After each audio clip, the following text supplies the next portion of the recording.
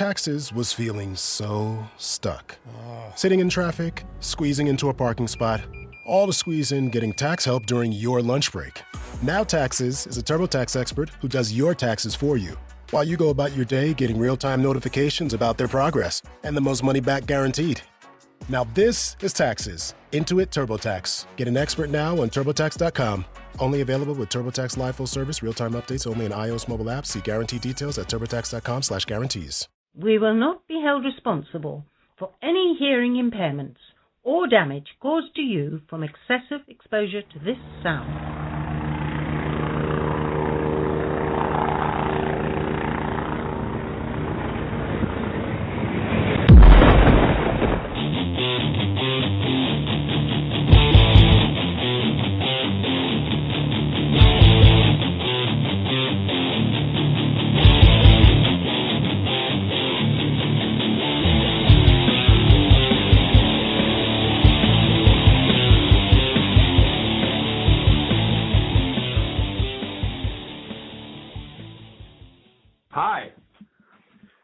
How's it going, buddy? Doing well. How are you? It's nice to be back. It was nice to take a week off and enjoy vacation. You took a week off?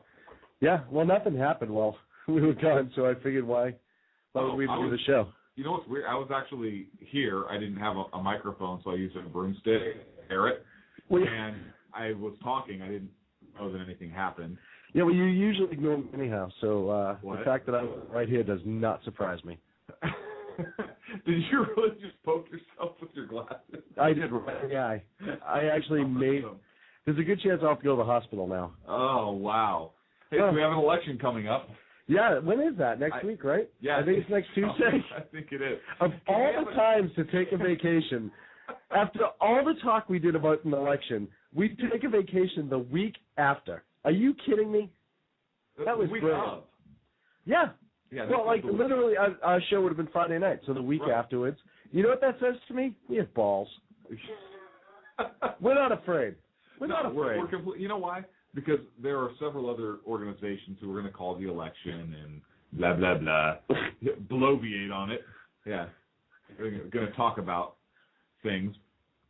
So, hey, I wanted to congratulate you on your victory. Your guy won. So what? It was tough too. Our good friend Karen Harrington unfortunately didn't win her election, and that's upsetting. Yes, it is. It was a bad election. It was a really bad election for Republicans and conservatives in general. You know what? What? The people deserve what they get. Yeah, well, we allowed it to happen. We as a people, though, as a whole, you know. You know what? The people deserve what they get, and I'm a little scared. Yeah. About what's going to happen. Have you seen states or voters in states have actually put petitions together to secede? Yeah, we talked about this shortly, but now the last I checked, I think there's one in every single state in the union. Is that not? I mean, I know it's easy to put together a petition. Hell, we've done one. So it's not exactly like it's difficult. Which, by the way, go to sackheadsradio.com and sign up to get rid of the UN. Anyhow. I'm sure the president's going to be all over that. Well, it looks like he's in the chat room. No. Hi. So it doesn't shock me, and I know that people have a tendency to go to extremes, and in some ways Why did you point to a picture of Obama that's hanging above your desk when you say go to extremes? I just wanted to prove my point to you. I forget the listeners can't see. There's a Billy Joel song playing, I Go to Extremes, right? I think is your wow. Talking about this. Yes. Good for you. Thank you. Anyhow, so it's kind of scary to me that we as a nation turn around and said, hey, you know what? This is the course we want for whatever reason. I know he's done nothing positive for the country per se as far as killed bin Laden. Well, he didn't kill bin Laden. Right. Well, it's like one of the things I saw, it says he killed bin. When he needed help, he called the Navy SEALs. When the Navy SEAls and Benghazi needed help, there was nobody there to answer the call. And I thought that was a really good little statement on that. But yeah, so outside of Obama killing bin Laden, what has he done? He added to our national debt. Healthcare. What else? He added to our national debt. Right. divided the country even more, Yeah. put more people on food stamps, has done nothing to help the economy. Yeah. Didn't he expand the use of like the posse comitatus and the martial law? Yeah. But other than that, and Other than that, that's a lot. That's accomplishing a lot. but then it says, but then we went to the polls. We had a chance to change direction. You know, you and I both said that Romney wasn't the most conservative guy out there, And I think that's the problem. and I'm going to disagree with you. You're wrong. So. Well, yeah, duh. Yeah. I mean, why wouldn't I be wrong? I'm disagreeing with Clint. Exactly. That's not true. Thank God Rooster's here in the chat room. Finally, somebody who can listen to reason. Once before. Rooster can't reason. What are you talking about? He said the Conservative Party would be bigger, but there's not enough women to help him repopulate it. I don't know what he means by that. Something to that effect. Go ahead. Make your point. I'm sorry. I just really thought that was funny. Wasn't Rooster Cogburn, didn't he shoot blanks in that movie? It's what? I think it was live ammo. Was it? I didn't know.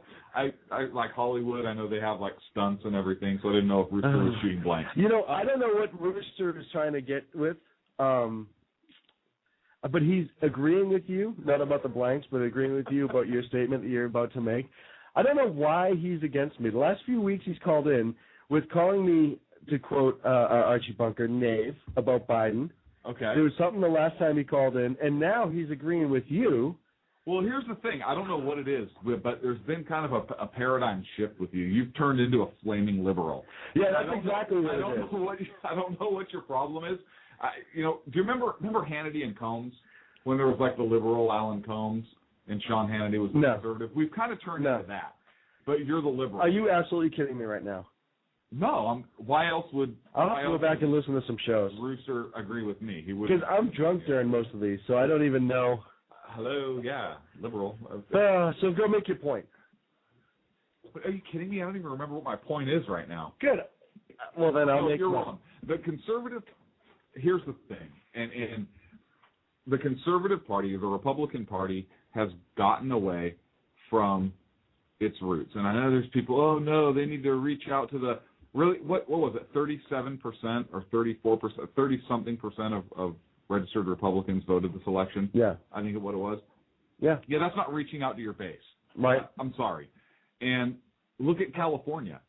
The California Republican Party has gotten so close to the Democrat Party that you had Jerry Brown as the more conservative candidate over the Republican. I mean, yeah. Are you kidding me? Governor as a matter of fact, Tom McClintock, that wasn't me that said that. That was Tom McClintock that said that when I agree. When I talked to him the other week. So, hear that?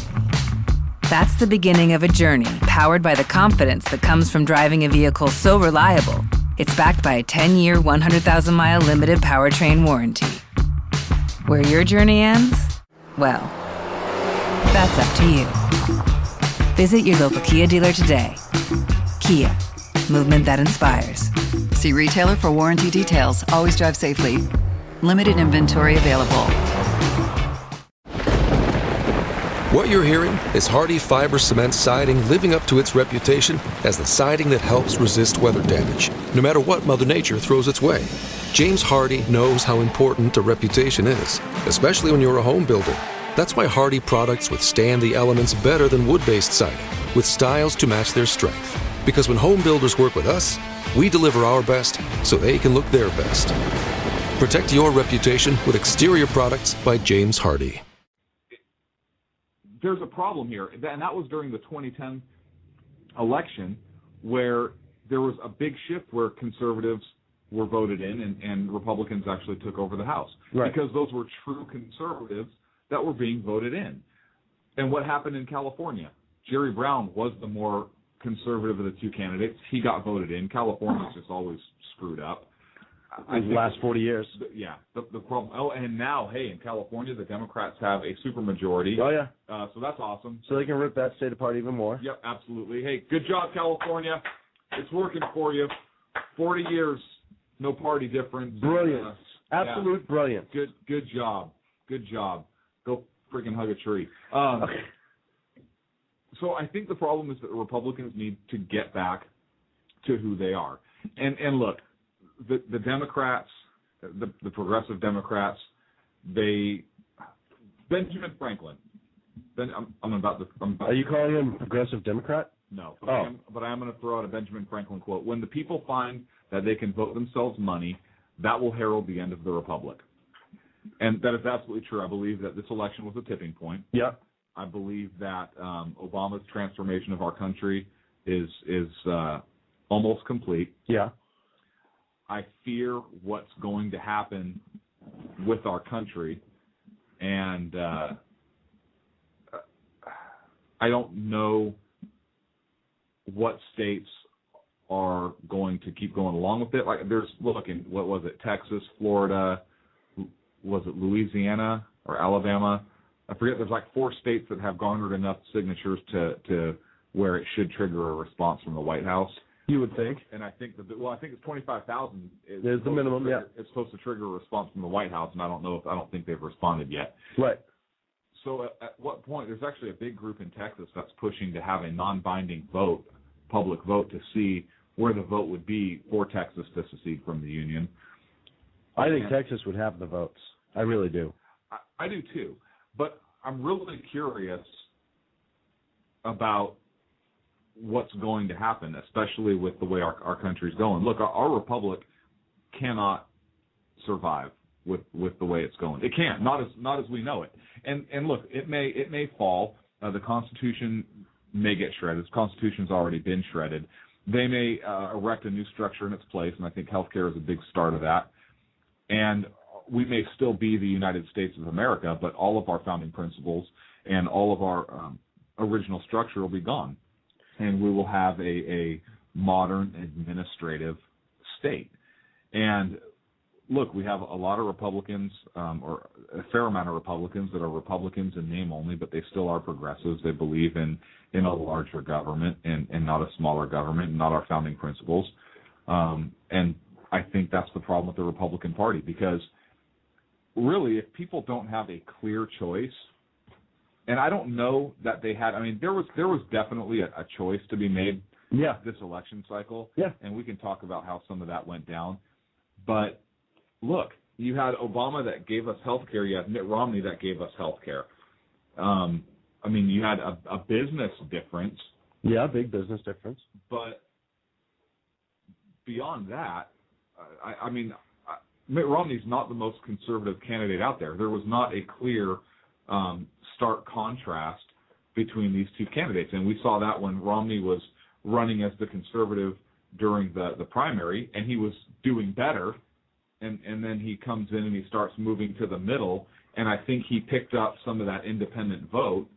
But he lost the conservatives. But I think he lost some I think he lost a fair amount of conservatives for them, and that's my 2 cents worth on what's wrong with the Republican Party. Well, and somebody said that our country can't survive it.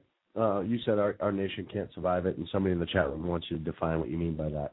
Do you mean that it'll be the United States of America in name only, but our rights, our Constitution, our way of life as the American dream will be gone, and it'll be more of a centralized government running everything? Look, yeah, it's. I believe it's going to be an administrative state. There's a book, I believe, Philip Drew, Administrator, and it was from like the 1920s, and it talks about an administrative state where the government just runs absolutely everything. Right.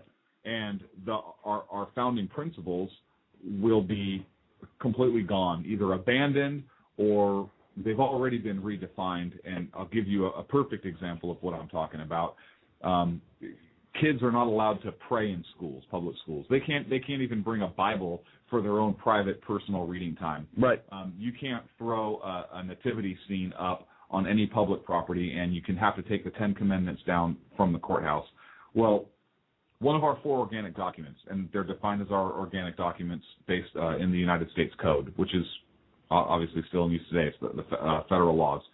And one of those is the Northwest Ordinance. And Article 3 in the Northwest Ordinance defines the purpose of education as religion and morality being essential to the public good and good government, that education shall be established and be forever encouraged on a federal level. So they define that not only is education essential, but that education should be aimed at encouraging religion and morality for the good of our government and the public. And so that has been twisted so far out of context for where we are today, and I think that where we're going in this big administrative state, the federal government is becoming so burdensome. I mean, look, we live in a country where a government can say, yeah, I want to put a road right here. And you may own that property and say, well, that's nice, I don't want to sell your road. And they're going to come in here with their people and condemn your property and now say, well, your property is condemned, it's not worth anything. We're going to give you pennies on the dollar, and we're going to take you to court, and we're going to win. And by the way, thanks for your property, I'm going to put a road here. Right. They find different way to get around it. Yeah. I mean, we have no property rights. It's just a big administrative state, and we're going the way of Europe. And really the last place of true liberty on earth, which is what the United States really is and has been founded upon, is almost gone. I mean, we have a president who believes in Marxist principles. He issues executive orders on a whim. He's expanded the federal government. Just look what he's done with FEMA and the FEMA Corps and so forth. And okay, here's one for you. And the black helicopters are going to fly in, and I'm going to be... The FEMA Corps, the group of youths that's trained by... Forget it. Yeah, armored vehicles. Never mind. I'm going to get a little crazy here, but he expanded, if I'm not mistaken, he expanded the use of martial law, posse comitatus, so he can define... What you're hearing is Hardie Fiber Cement Siding living up to its reputation as the siding that helps resist weather damage, no matter what Mother Nature throws its way. James Hardie knows how important a reputation is, especially when you're a home builder. That's why Hardie products withstand the elements better than wood-based siding, with styles to match their strength. Because when home builders work with us, we deliver our best so they can look their best. Protect your reputation with exterior products by James Hardie. Taxes was feeling so stuck. Sitting in traffic, squeezing into a parking spot, all to squeeze in getting tax help during your lunch break. Now Taxes is a TurboTax expert who does your taxes for you, while you go about your day getting real-time notifications about their progress and the most money back guaranteed. Now this is Taxes. Intuit TurboTax. Get an expert now on TurboTax.com.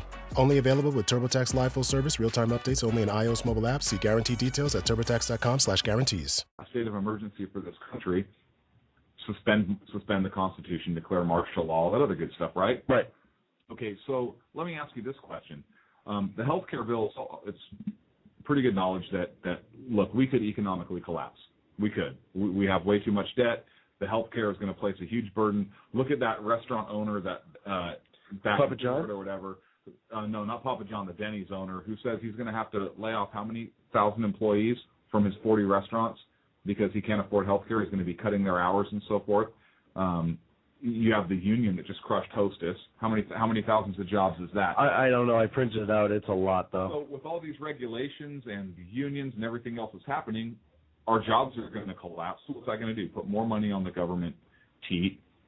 When that collapses, what happens? We're in trouble. We have to turn to the government. What happens when that collapses? We have nothing at that point. Yeah. You can't just keep borrowing or taking money from people when they have no money. No. And when they're not producing something and being, it's like everything else. Look, so that's you can only go to the well so many times without replenishing it. Yeah. And look, we're going to get into it, and look, I love this country, and I don't ever want there to be another civil war. I don't ever want there to be any kind of violence or anything like that. Barack Obama is the president of the United States. I respect him as the president of the United States. I wish him the best on a personal level, although I disagree vehemently with his policies. But that being said, we just talked about some of the states putting petitions forward to secede from the union.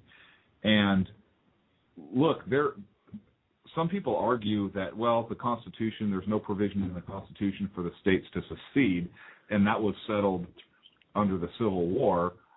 But my argument is this. Look, the Declaration of the Constitution is one of our 4 organic documents, but so is the Declaration of Independence. And the Declaration of Independence specifically says that there are certain rights that we as individual citizens retain because they are natural rights. They are given to us by God. They are given to us by nature, and nobody can take those away. And that when the government becomes destructive to those ends, those people, we have a right to throw that government off. So if a state believes, or the people of that state believes, that government has been destructive to their ends, how would they not have legal authority to secede from the Union? And let me throw that question out to you. To me specifically? Yeah. How do they not have the right? Of course they have the right. But the Civil War says no. Civil War says that the Union is perpetual. So if that's the case, but the federal government becomes too oppressive for an individual state, does that mean that state has to stay in that? I would say no. Okay. I would say a state has the right. Here's my opinion on it. Once the federal government in the country becomes so far away from how it was founded, designed, and built, like now, it is no longer the nation the Constitution speaks of. And hence my whole point. Thank you for making it. So we are not the country that we were. We are the country in name only, and that especially after the close of this Obama term, if he's able to get more things through. Look how far to the left he governed during his first term. He doesn't have to face another re-election at all. So how far to the left is he going to govern now? And what's going to be interesting is he was just petitioned by some senators, 9 from his own party and 9 from the Republicans, that have urged him to issue a permit for the northern leg of the Keystone Pipeline.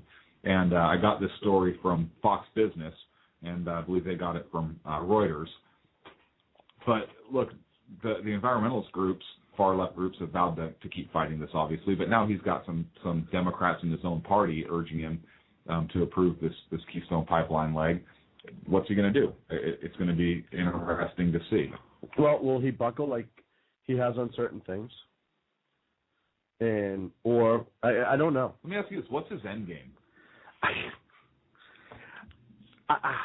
I don't know, because you don't know which guy is out there. Okay, do you remember what he said before he got elected? Fundamentally change. Fundamentally transform Yep. the United States of America. So, what is his end game? I take him at his word. Yeah. I believe his look. This is the man that said the Constitution is a document of negative liberties. And if you look at it, he's trying to level the playing field financially. God forbid somebody had money. You know what I mean? And that he's done that in so many different ways. It's been 4 years of not. I mean, look at healthcare, jammed through. Yeah. But it tells you the caliber he is, even in his own party. When you have the House and Senate for 2 years, you worry about healthcare, and you should have been able to get it through. Because don't tell me that wasn't written and ready to go the day he was elected. Which one? The actual Obamacare bill. Yeah. You know what I mean? And that's all you can do in 2 years when you own the House and Senate. Something's wrong. And like I said, I don't know what his end game is, and I just think it's to completely change this country to what he sees as the liberal left utopia. Everybody wins. Everyone gets a piece. Everyone gets a share. It's socialism at the end of the day. It is, and it's not. I mean, it's now. And I'm going to make my point. Okay. My point of what I was getting at. Oh yeah, we were talking about something else. We each had a point, and then you went off on a rant, and I fell asleep. I apologize. And then we have a caller, so I want to take it too. I'm not saying that we're done as a party. I'm not saying that we're done as a union. What I'm saying is it is now up to us to raise kids conservative, teach them conservative values, make sure that they're not getting caught up into what the schools are teaching as far as socialism and blah, blah, blah. And listen, I think it's great that, in schools you're not allowed to be a conservative. You're not allowed to, if you come from a hunting family, you talk about guns, some schools kick you out now. If you're a religious person, you talk about religion, you get shunned for it, all that stuff. But we completely encourage, you're not allowed to bully. Everyone gets along, everything's great, as long as it meets our agenda. You know what I mean? If you're free to be who you are, as long as it meets the liberal agenda. And that's the problem that we have. And that's kind of what I'm going at, is we have to make sure that, hey, you want equal rights? Equal rights for everybody, not just equal rights because you're liberal and socialist and people agree with you, or it's the happy-go-lucky way of life where everyone gets their piece, we are blah, blah, blah. For everybody across the board. If a kid wants to pray out loud in the corner at recess, prayer time, whatever, that should be allowed. He shouldn't be told that you can't make a noise while you're doing it, because somebody in the chat room brought that up. Well, they can pray silently. Well, does that mean so? And I'm not religious. We've talked about this before. Schools. And you go to California and you try and pray in a public school cafeteria before a meal, and a teacher asks you, sees you bowing your head. No, it's not allowed. But I spin around and I say this: what if you're openly gay? Are you allowed? If the person is openly gay, are they not allowed to be openly gay because it creates controversy? Same as, of course they can. Right. So how's prayer any different? And I don't care if somebody's openly gay. We've talked about this before. It doesn't bother me at all. But how is that different? If I have to respect that person, and I do, then other people should have to respect my religion. Well, here's how it's different, because the First Amendment guarantees you the right to freedom of religion, and that Congress shall make no law respecting that freedom, but it doesn't guarantee you the freedom to be gay. Now, I'm not saying that you can't be gay. Look, you should be free to do whatever you want. The government doesn't belong in your bedroom. The government doesn't belong in your living room or your kitchen or anything else. You want to be openly gay, that's fine. You should be able to do that. Right, and I agree. And I absolutely support that. But it is actually in law, in our Constitution, about the prayer and about the religion. And that's the difference between the two. Right. Look, I have libertarian views on social issues. We've talked about that. Absolutely. I don't care either way. If somebody's an atheist and they don't want to pray, or you're studying the Bible and you want to study it as a historical book or what piece of literature, hey, knock yourself out, have at it. But don't stop somebody else from exercising their religion because you disagree with it or it makes you feel uncomfortable, whatever. Hey, get over it. You know what? Certain things make me feel uncomfortable, but I have to accept it. Absolutely. So, well, listen, you and I go back and forth, but I have somebody who I know wants to chime in, and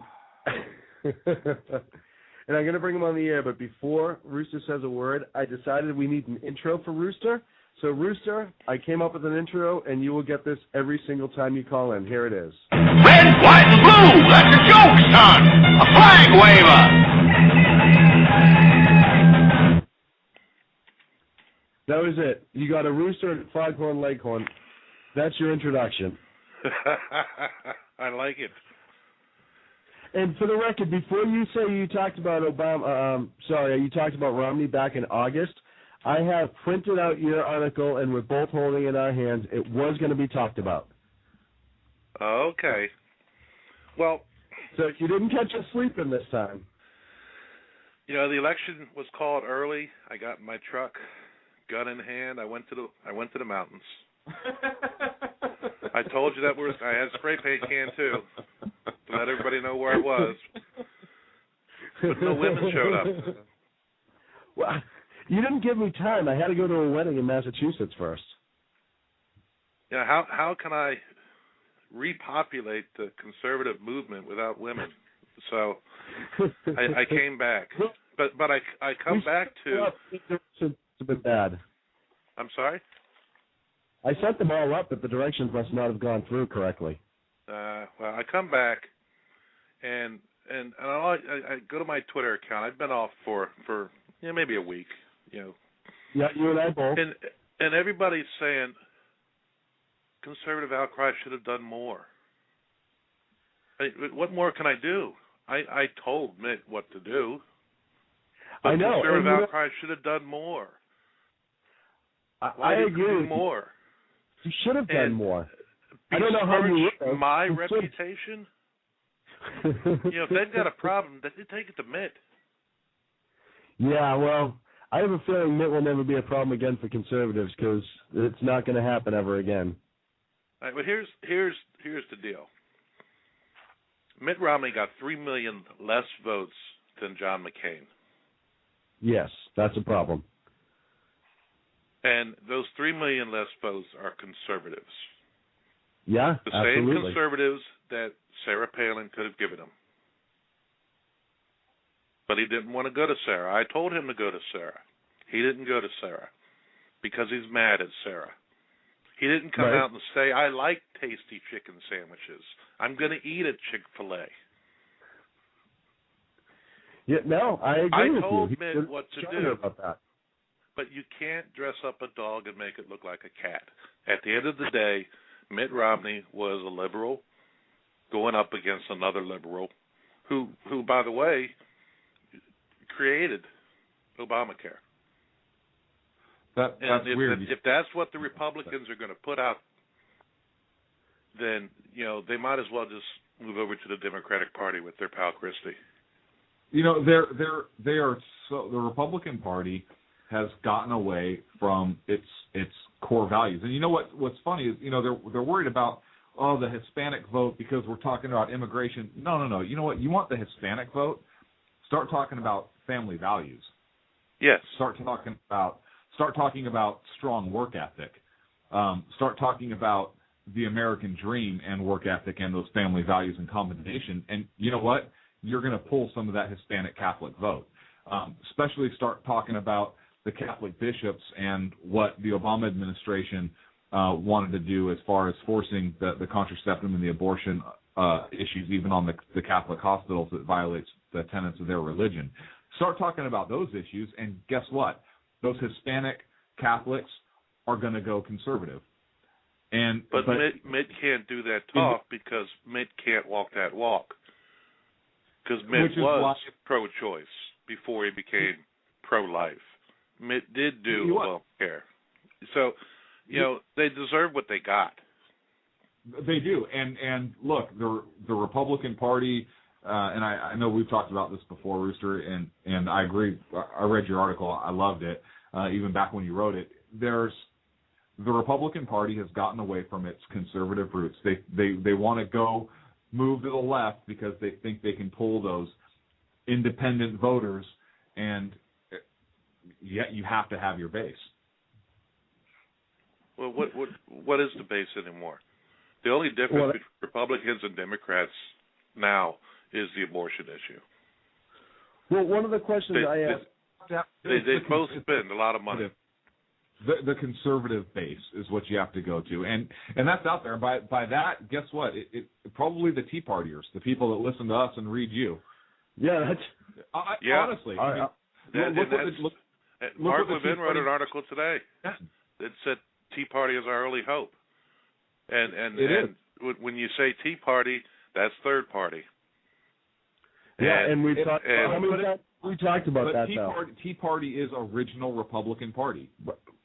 Well, let's create one then, because that doesn't exist anymore. And it does. It needs to be reclaimed. But even if it sprouts off, doesn't take the Republican name and it sprouts off as the Tea Party, how many times have we talked about this two-party system killing us? And we've been warned about it, and we've talked about this on our show with you. We've talked about it with Andrea Carey. We've talked about it with everybody. At some point, we need to get away from it. And if I was a non-progressive Democrat, I'd agree on that side, too. Like, hey, you know what? I'm a traditional blue dog, if you will, and I don't like the progressive aspect of it. I like the way Democrats are supposed to be, not this progressive version of them. I want to get, and I think the country as a whole needs to start pushing away. Are you suggesting that you have progressives that are just the wingnut far left? You have Republicans that are like the Democrats, but they're kind of progressive also, and then you have blue dog Democrats that pull out and join the Tea Party to form a true conservative party? It probably could happen. Interesting, Sean. Did I just blow everyone's mind? No. Andrea Kay from AM 1450 in San Diego asked me to prove it to her, and there's the proof. Well, my fear, and I got at this earlier, is, how much of it are we to blame for ourselves? We've allowed the states, we've allowed schools to push the progressive movement. We've allowed it, and the socialist movement. We've allowed the schools to raise our children instead of us raising our children. We white man, what are you talking about? Well, as a whole, it happens more and more. We are not instilling the values of conservatives in the younger generations, and the older generations are starting to die off, and that's starting to scare me because at what point are we just going to be pretty much watered down and gone? You know what I'm saying? Let's answer this question. At what point, maybe 4 years from now? Well, less than that. Unless something is done. You got a commander-in-chief that lets people die when they're yelling for help. I have no respect for that. I heard Clint earlier say, I respect the president. I don't. I don't respect him at all. I respect the office. That's what I meant. I respect the office, and I don't wish any harm to him as a man, but I absolutely disagree with his policies and how he's run this country. I don't respect Leon Panetta, who says there was no available help. How about an F-16 from the carrier group that's sitting in the Persian Gulf? Well, and you know what? This would be good. This will bring us into Benghazi. Why don't we take a break, and then we'll jump into Benghazi. Rooster, I'm going to throw you on hold. Is that cool with you? That's cool with me. I'm just sitting here drinking coffee, smoking weed because it's legal now. We'll see you after the break. Andrea should call in.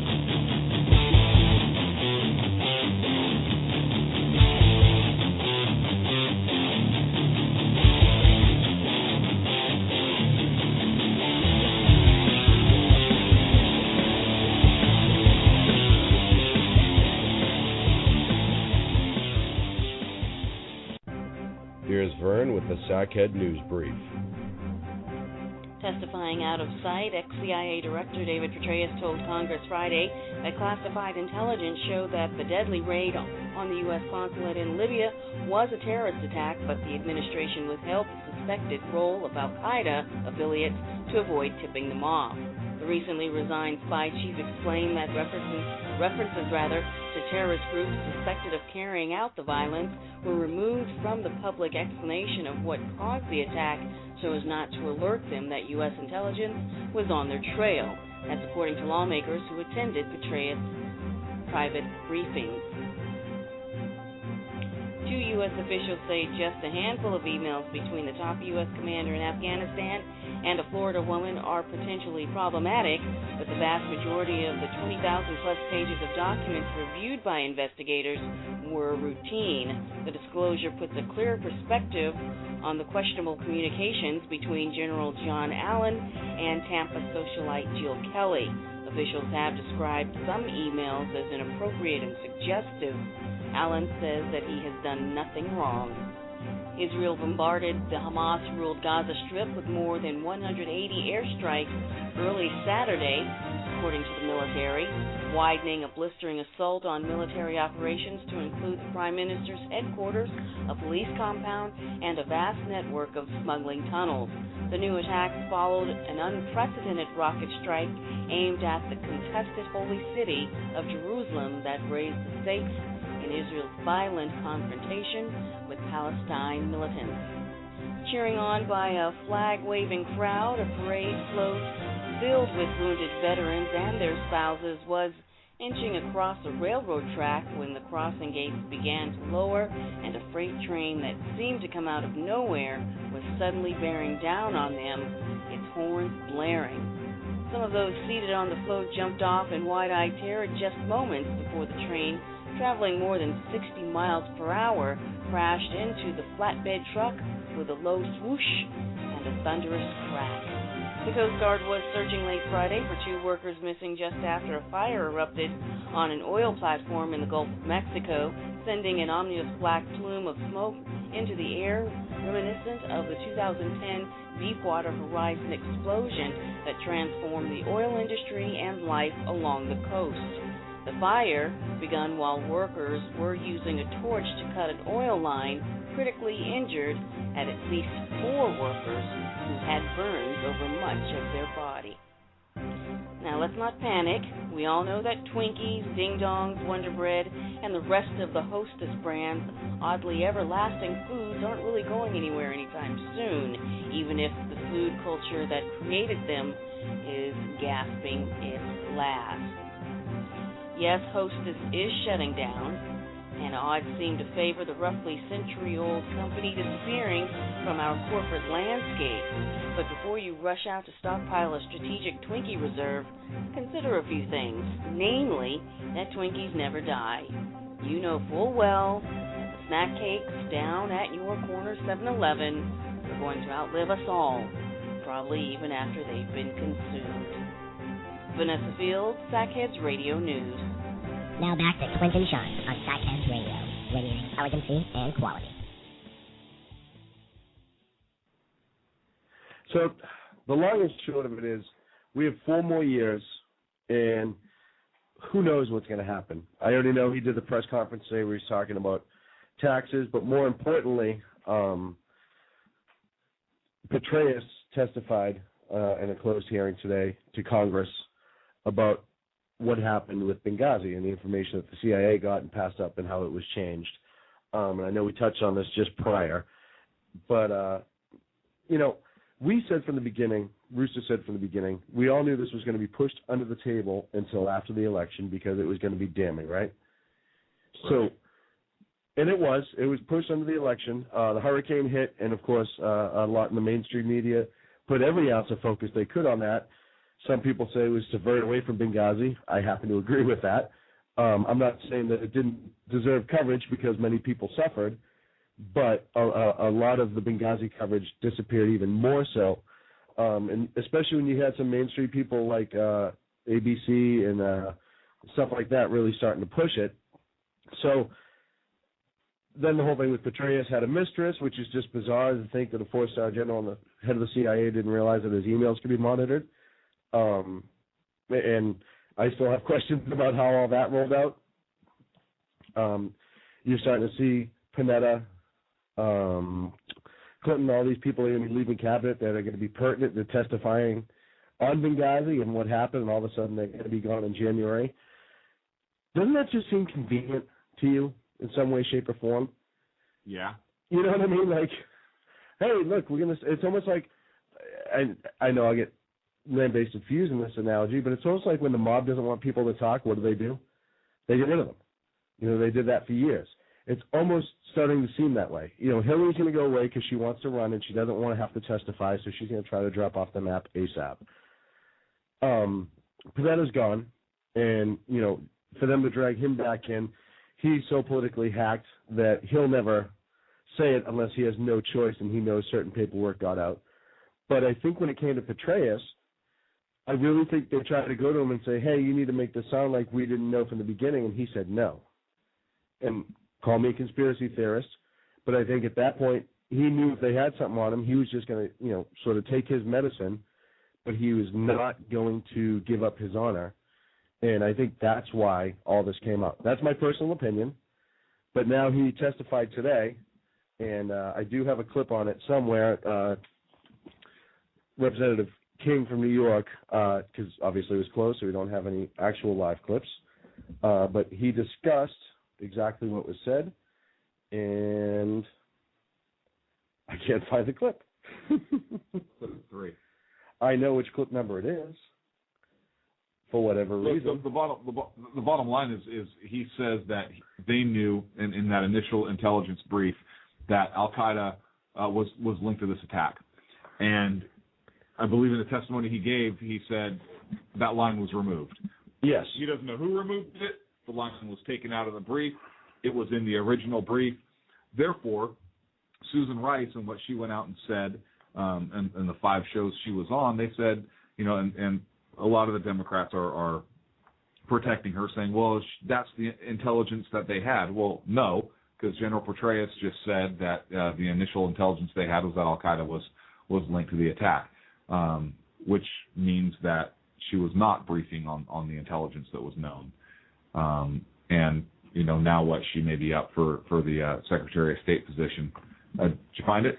I'm still looking for it. It's here somewhere. Hold on. Okay. So, I don't know where, if he's going to testify again in open hearings. I think that they should hold public hearings and maybe withhold the classified information from the public. But look, I think the president's making a mistake by not getting ahead of this. Yeah. I think that if he comes out, look, the election's over, Mr. President. You don't have to run for re-election ever again. So if you, unless you're going to change the Constitution. Anyways, if you come forward and say, hey, look, mistakes were made. I made a mistake. We made a mistake. Here is all the evidence. Let's have public hearings. We'll put it out on the table. People make mistakes. Look, it's a huge mistake. American lives were lost.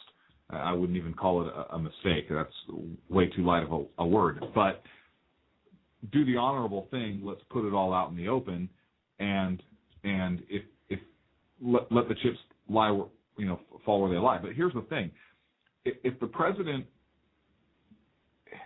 I think needs to be careful of potential impeachment charges if he is going to continue to not let the truth come forward, or if he continues to stick with this story, and if he impedes the investigation in any way. I'm concerned about that. I don't think our country needs to go through any kind of impeachment process or anything like that. I think the House could potentially vote for impeachment if the president is not honest and forthcoming with this information, or if he doesn't cooperate with the Congress. And we're not there yet. I fear that we may go down that road. I really hope we don't. And then it'd be up to the Senate. Now, the Senate's controlled 55 Democrats to 45 Republicans, or 43 Republicans, 2 independents. So then it would be interesting to see what those Democrats do, because what if the evidence actually points to the fact that stuff was intentionally. Right. Then would they do the honorable thing, and how would they vote? I really hope our country doesn't go down that road. Like I said, I'd like to see. Look, we know this was a big mess. A horrible tragedy happened. Absolutely. Let's not bury it. Let's kind of come together and heal as a nation. It doesn't need to be partisan. Look, have a bipartisan inquiry. This was his appointed ambassador that died. This isn't a partisan issue. I mean, right. This isn't. Republicans want to find out because a Republican appointee got. We just want to know what happened and why. Yeah, and to prevent it from ever happening again. Exactly. And hey, the American people have a right to know what happened here, and kind of the decisions that were made. Look, Mr. President, you and your administration answer to us. Absolutely. We don't answer. It's not the other way around. So. Well, and somebody in the chat room said, I don't see why this is even a scandal at all. And for me, it's how can it not be a scandal? Well, because here's the thing: I'm curious even if he showed up on the first day and said, "Hey, right now the evidence is pointing to this video. We're trying to look at it all. We don't know. This is just the preliminary." And then, a couple days that later, wasn't the preliminary. And even if he came out 2-3 days later and said, "Hey, we've just gathered enough evidence. This was obviously a terror attack. There were signs. We're still working on it, but it looks like right now it was a terror attack." He doesn't even have to say we screwed up, per se, because him saying there was a terror attack, now we can be evidence that said there was warnings, blah, blah, blah, blah, blah. We're dealing with it. We're trying to make sure this doesn't happen again. People would have respected that. Yeah, you know what? It may not have been great for his election. Or hey, you know what? There were diplomatic concerns that we didn't want to go forward with this and blah blah. And I think the scandal. I think the scandal is why is there a reluctance on the left to look into this? Look, remember there was Iran-Contra when Reagan was president. Yes. Look, let's look into it. You had the felony blowjob under the Clinton administration. I mean, there were other issues there too. Hey, let's look into this. He wasn't forced to resign. No, there was. You know what? That was bizarre. He's actually put up on a pedestal in that party now. He was impeached, and the Senate voted not to convict. He was allowed to stay in office. Right. And he went through the process. And you know what? President Clinton actually, after he kind of pulled his head out a little bit because he was going a little left there at first, he actually governed from the center for the most part. Look, he was able to work with Newt Gingrich Right, to get stuff done. And I have no issue with Bill Clinton. Look, he lied under oath. He perjured himself. Wasn't he disbarred for that or something? Yep. Look, I have an issue with that aspect, the perjury aspect. He wasn't convicted of it in the Senate or impeached for it. That's fine. But as far as a president goes, the way he governed pretty center and was able to work with the Republican Party. Right. Well, my issue with this, though, is it may not have been in the president's office, but at some point somebody changed the talking points that came out of the CIA and turned it into this video, essentially made it up. They made this up, and it changed how it was discussed by the administration.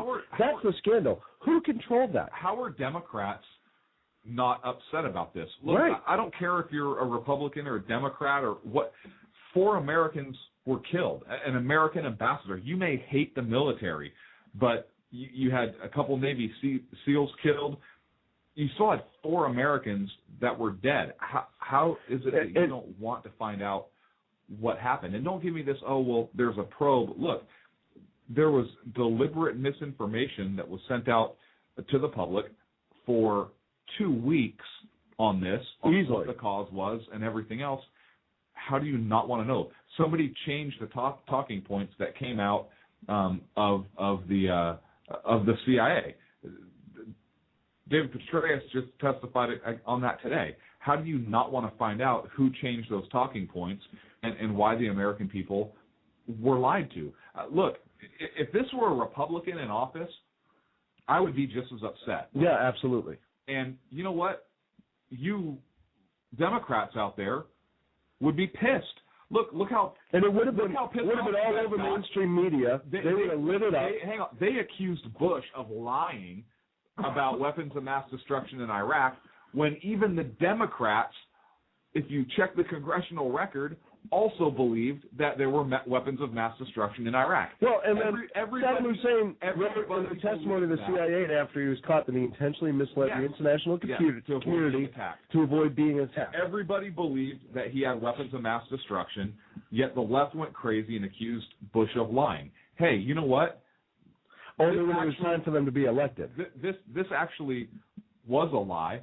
Somebody changed the record, and why is it you don't want to find out what happened now? And that's the scandal. This isn't, and I know Russo wanted to get one last word in on this real quick, but this is the tip of the iceberg, because then you start discussing whether or not the Navy SEALs were calling for help, the 2 guys that were on They already know they were calling for help. Who ignored that call or chose not to send somebody or didn't transfer it to the right person. What happened with that? There was a drone over it, so you knew they had live coverage. It may not have been from the beginning, but they knew something was going on. They had a drone up. All of that. How hard is it to find out who that is? Now, and as the President of the United States, how do you not come out and say, hey, the ball was dropped? We knew intelligence initially indicated this was an al-Qaeda attack. The talking points were taken out. My office did not remove those talking points, but it was. We are looking into it. We will handle the problem. Right. Well, let's bring the Rooster in, because I know he wants to get another word in. And, if I don't let him get the word in, then he yells at me at Twitter all week. So, Rooster. Bulldog corrected me in my last post, because I reminded everybody about the Bush lied and people died. Bulldog corrected me. It was help from Obama denied, people died, then Obama lied. Now, this is to Obama 216 in the chat room. Yes. Who said, okay, where's the scandal? Let's back up and talk about the crime. You had 2 Navy SEALs that for 7 hours fought off these radical Islamic pussies that were trying to kill them. They had a laser pointing to the mortar positions, and they were calling, saying, shoot there. And nobody shot. That's not a scandal. Exactly. It's a fucking crime. That's what it is. It's a fucking crime. Now, I had a chance to serve under an honorable president, President Ronald Reagan, who never, ever would have let this happen. Well, and now, this is the world that Obama 2016 wants to live in. Then fuck him. One of the things that a lot of people don't realize, Rooster, is for a special forces guy, we talked about this before, for him to have his laser targeter on a certain thing and expose himself by doing that, it wasn't a thing. It was a mortar. It was a goddamn mortar. That's what it was. A mortar that had been pre-positioned days before. These people knew what they were doing. If you fly a goddamn F-16 above them, these little pussies would go running. But nobody said anything.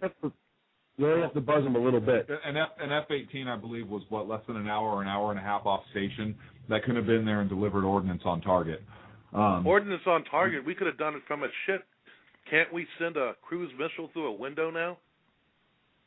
We can, but I think that would be that would be too big to take out that designated target. But an F-18 was within range, and with the information that I've read, again, I wasn't there, and I admit that. But F-18s could have responded within an hour and a half, and they could have delivered. Yeah, and Panetta laser said, guidance. but they weren't armed. We have planes in the Mideast that aren't armed. Come on now. They said the drones weren't armed. One drone was low on fuel, so a second one had to take its place, and that one was unarmed. Oh, so we can put a camera. We can put a camera in the sky, but we can't put a missile on a goddamn mortar position. Now that's two people that were killed. Let's talk about the first two. Yeah, the first ambassador that's been killed in 33 years. Since Carter. Yeah, and there was intel ahead of time. There was a dry run done on it. The ambassador himself asked for more coverage. That was ignored. The attack happened. The alert was hit that notified Washington the attack was underway. What about the SEALs that were told to stand down and not go over to the embassy, and they ended up going anyways? And thank God they went, because they saved almost 30 people. Yep. Yeah. How is it they have not been issued the Congressional Medal of Honor posthumously yet? Because Obama's sitting in office and the world's not this utopian society that he wants. Like I said, look at the ring. Look at the ring and read the article I sent you about the ring. No, I agree. Something has to come out, and at some point it will. I hate people like Obama 2016 and all his liberal pussy friends that think that it's just some sort of scandal. It's a fucking crime. And until people learn that, this is what you're going to get. And you're going to get presidents like Obama, and we're the world is lost. Well, hopefully we can keep that from happening. Rooster, we're going to take a break. I appreciate you calling in, buddy. I'm sure you'll stay in the chat room to have a discussion. I can't wait to see it. He appreciates my hatred. Well, well, thank you very much, Obama 2016. I do have hatred for people like you, because you have no honor. Rooster, hang on a second. I have a question. Obama 2016, does that mean that he wants to rewrite the Constitution? And that's my question. And really, does it have to be rewritten if Obama has the authority? Let's say we go into economic crisis. Can't he just claim a state of emergency based upon economic crisis, suspend the Constitution, and stay in power anyways? Let's leave him with that thought. Then I really will take to the mountains. We will be back after the break. ConservativeOutcry.net. Thank you, Rooster. All right. I'll see you guys. Have a good night.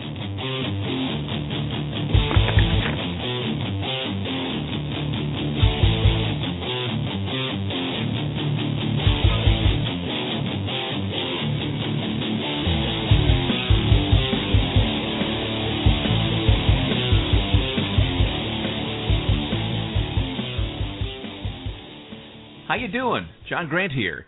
When I'm not slaving over a hot microphone on the 405radio.com Saturdays at 10 a.m. Eastern, I check out Sean and Clint here at Sackheads Radio. We all appreciate the best political bloggers, writers, and commentators. We either get them on our shows or we make fun of them, as it should be.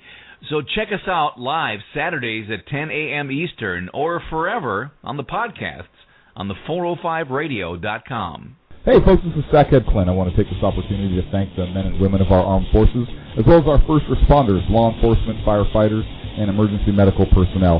Thank you for all you do. Thank you for making this country and our communities a better and safer place. God bless.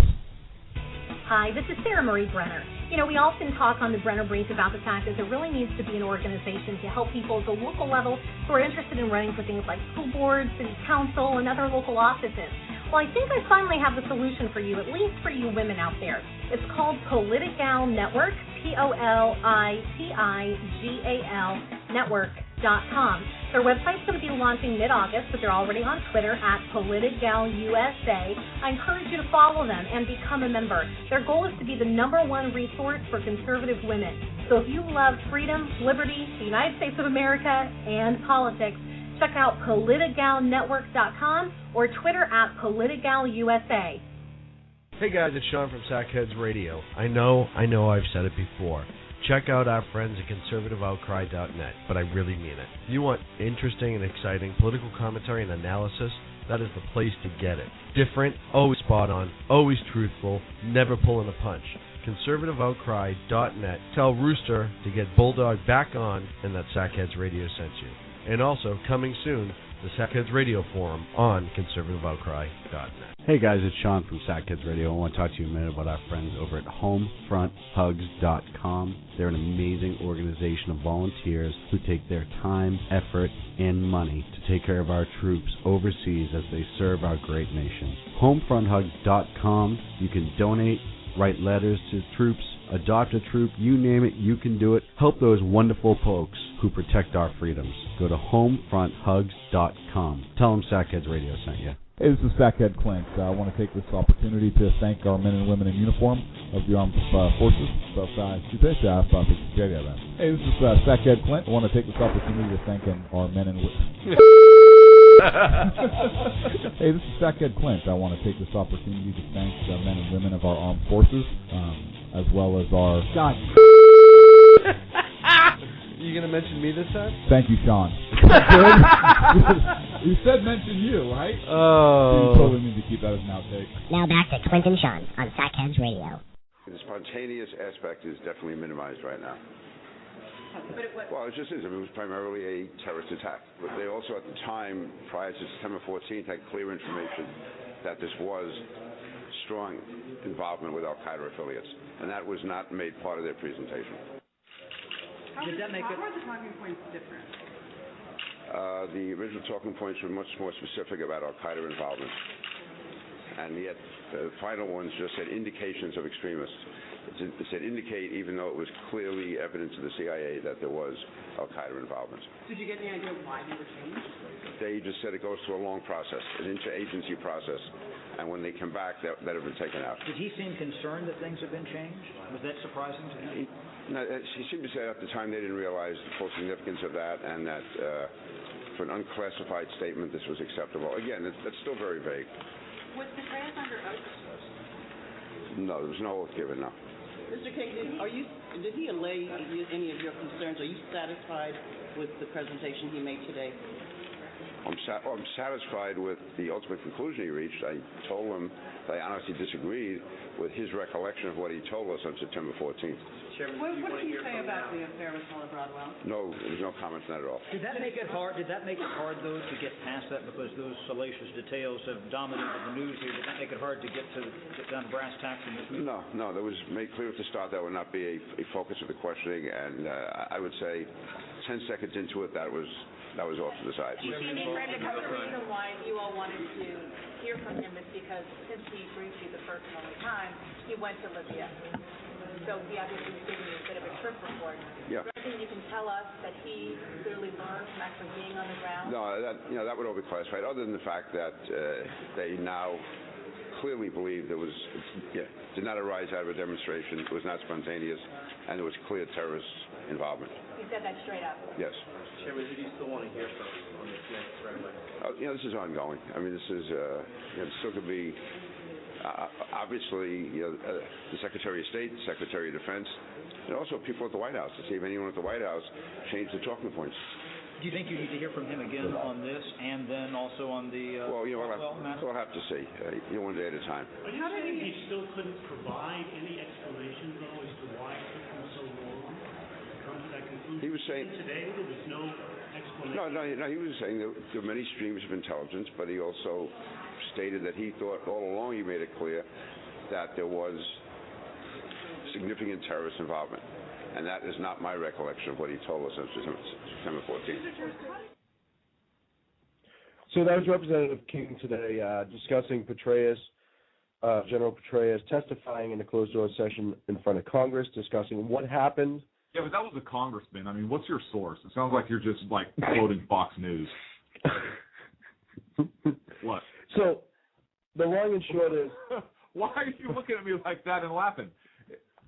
Because I love how you just have that humongous cauldron in front of you, as other people would call a pot, and you just have to stir it as much as you can. Well, listen, if somebody's going to want sources, we preach this all the time. We go to original source, and how's that for original source? That's straight from the representative. Right, and that's the most we're going to get because it was a closed-door session. Yeah, so we knew according to General Petraeus, they knew from the beginning that it was al-Qaeda involvement. It had nothing to do with spontaneity. It had nothing to do with this video. They were outright attacked. We also know through emails from the White House that they were notified of the attack via email immediately. We also know that there was emails sent prior to the attack by the embassy and Ambassador Stevens asking for more, saying that there was trouble in the area. They've gained intel in the prior. There's a scandal here. They got caught with their pants down. 4 Americans died as a result. When it came time to go in front of the American people and discuss it, it was changed and lied about. That's the scandal. Now, if the president got bad intel and he went off the intel that he had, then let's find out who changed it to that intel. Yes, and I think the scandal at this point is this: we don't know who changed the intel. Right. We don't know if the president got bad intel or got a watered-down version of intel because nobody wanted to make him upset or whatever it is. We don't know. But now it's pretty clear what's coming out, that the intel was changed. So I would like to see the president come out and say, hey, the intel was changed for whatever reason. Hey, yes, it was a terrorist attack. The intel I got initially was that it was spontaneous event. That doesn't appear to be the case now. I absolutely cannot stand for somebody in my administration not telling me the entire truth. I am the commander-in-chief. I need to know exactly what's going on. The buck stops with me? Yep, buck stops with me. It's not about you deciding what I want to hear. It's about me getting the facts, and I'm going to find out where this changed, and I'm going to take ownership about it, and we're going to find out what's going on.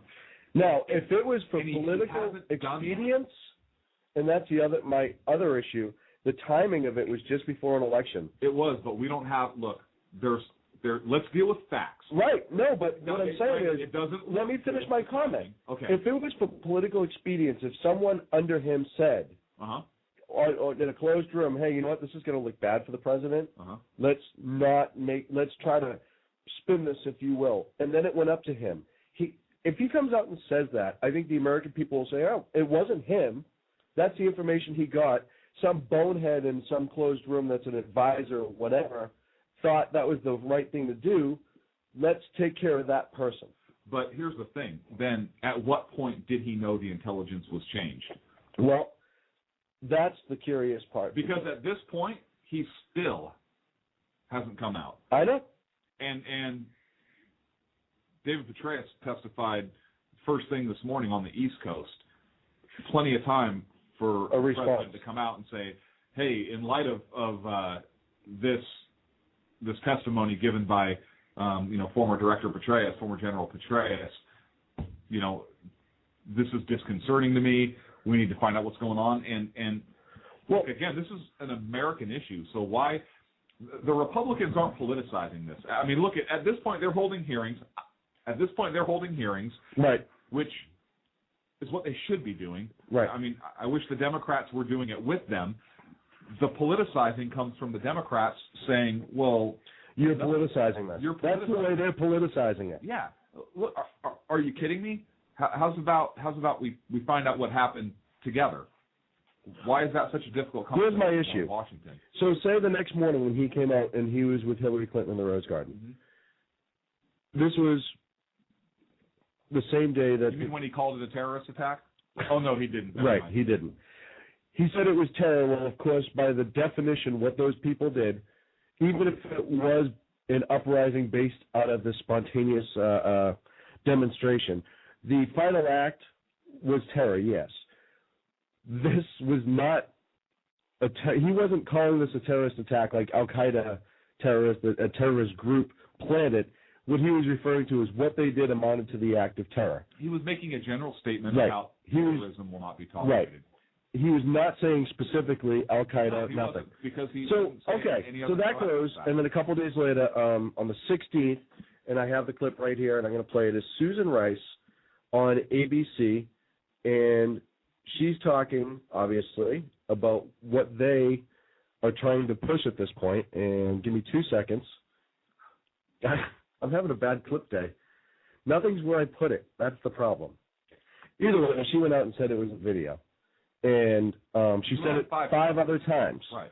My question is, did Petraeus not have a TV on for any of those 5 times or any of the time? At some point, he had to go, hey, that's not the information I gave them. Right. Something, what happened? And why did it stay quiet for so long? But didn't he say that the information came back to him and it had been changed? Yeah. So he knew it had been changed anyway. Right. So why didn't he meets with the president all the time, from what I understood. Mm-hmm. Why didn't he say to him, hey, what you're telling everybody? How do you know he didn't? Well, then that's my point is, did he go to them and say, this is the information I gave you. You need to be honest about this with the American people. Doesn't matter if he did or not.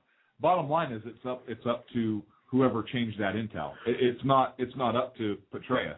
I understand that. So what I'm saying is, I understand giving a pass to the president if it was changed before it got to him in the first 3 days. Maybe. I don't, because at this point he should know that He it's owns changing. He should come back. But He at owns what it. point did Petraeus go to him and say, that's not the information I gave. What you've been saying the last 3, 4, 5 days is not right. This is what really happened.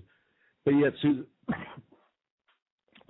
Rice kept going out and pushing this out. It's a video. It's spontaneity. It's we a don't video. know that Petraeus didn't go to the president and say that, and the president didn't say, this is it.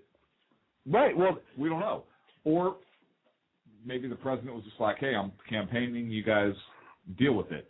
In which case, look, you're campaigning, yeah. You're still the commander-in-chief. You still own this. And that's my biggest problem, is you can't tell me from the time that video started, that went out, that Petraeus didn't have the president's ear for a minute and go, hey, you know all that stuff that you're telling the American people, that's not right. Of course. And then all of a sudden, like I said, this is when my conspiracy theorist did, and I'm just looking at the totality of the situation. All of a sudden, the election ended, Benghazi started to be brought up again more and more, and he has to resign because of his emails getting read. This is a guy at the 4-star general, head of the CIA, somehow gets his emails read. Doesn't it just seem a little weird? Why didn't the media pick this up?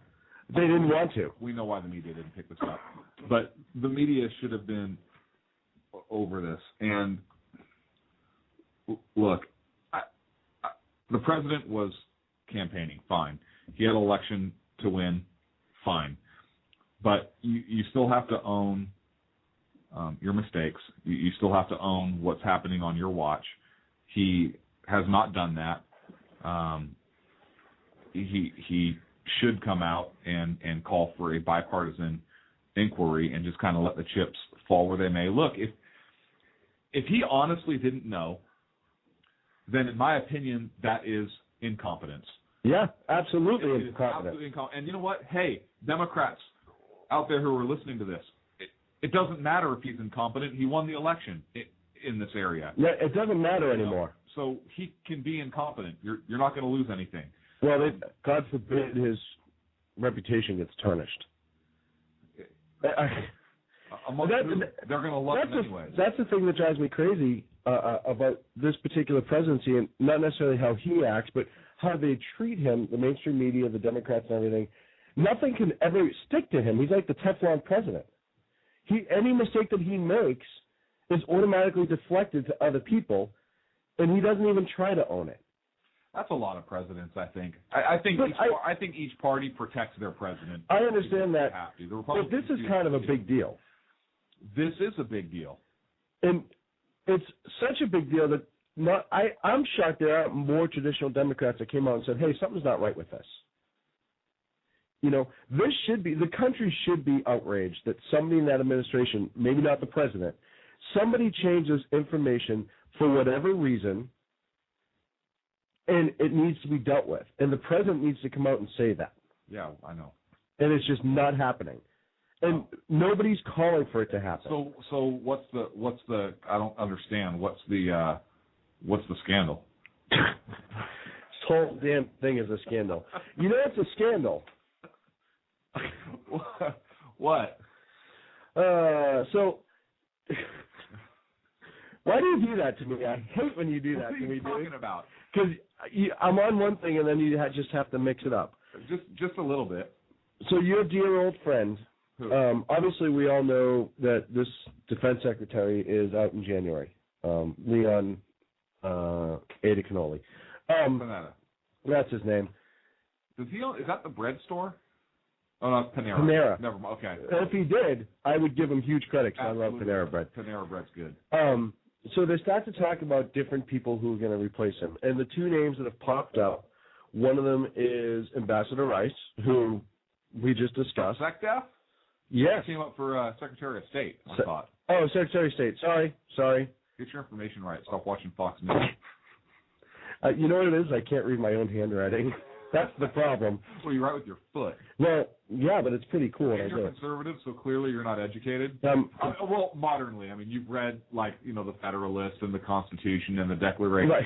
And but all the other stuff I'm an idiot about. And the Anti-Federalist. Well, but you haven't read, Howard Zinn. Oh, no, you have read Howard Zinn. Yeah, but I haven't read... You haven't read Mao. No, you've read Mao. We'll get to something. Look, you're obviously uneducated, so what do you got? I'm a moron. So, I'm sorry. She's going for Secretary of State. And somebody brought it up at the press conference that he held today, and he came right to her defense, and here's that clip. Come after me. Leave her alone, man. Come after me. Jonathan Karl.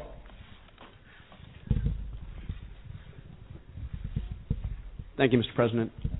Senator John McCain and Senator Lindsey Graham both said today that they want to have Watergate-style hearings on the attack on the U.S. consulate in Benghazi, and said that if you nominate Susan Rice to be Secretary of State, they will do everything in their power to block her nomination.